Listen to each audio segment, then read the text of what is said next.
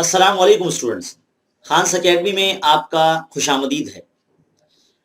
9वीं जमात के इल्म रियाज़ी हिस्सा दुआ में हम सबक नंबर 7 जो है वो शुरू कर रहे हैं, मौदूद इल्म इंदसा। चलिए आइए सबसे पहले तारीख के झरोकों से देख लेते हैं कि इसकी इब्तिदा शुरुआत कब हुई। रेने डिकार्ट साहब जो है वो 17वीं सदी ईसवी के फ्रांस के एक अजीम रियाजीदार रह चुके हैं। रेने डिकार्ट साहब ने मस्तवी में मौजूद नुक्ते का सही मकाम वाज़े करने के लिए एक निज़ाम पेश किया था। इस निज़ाम का हम मुहद्दिदी निज़ाम कहते हैं और जिसे हम कार्टीसियन मुहद्दिदी निज़ाम भी कहते हैं। इंग्लिश में उसे कार्टीशियन कोऑर्डिनेट सिस्टम भी कहा जाता है।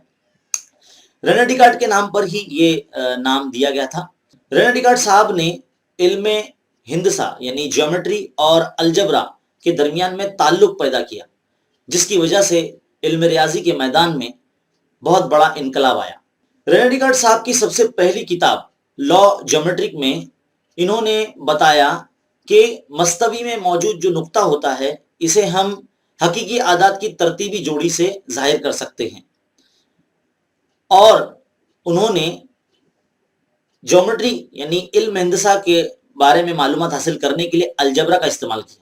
सबसे पहले ये बात उन्होंने अपनी किताब में ही वाज़े की और किसी भी नुक्ते को जो तरतीबी जोड़ी हकीकी आदत की जो तरतीबी जोड़ी होती है उसे कार्टीसियन मुहद्दिदीन कहते हैं। तो बच्चों आप सब जानते ही हैं मुहद्दिदी इल्म हिंदसा इस तरक्याती दौर में हर शोबे में इस्तेमाल किया जाता है, जैसे कि इल्म तिबियात हो जाता है यानी फिजिक्स जिसे हम कहते हैं, और इंजीनियरिंग में इस्तेमाल होता है, जहाजरानी में इस्तेमाल होता है और फ़नून में इस्तेमाल होता है।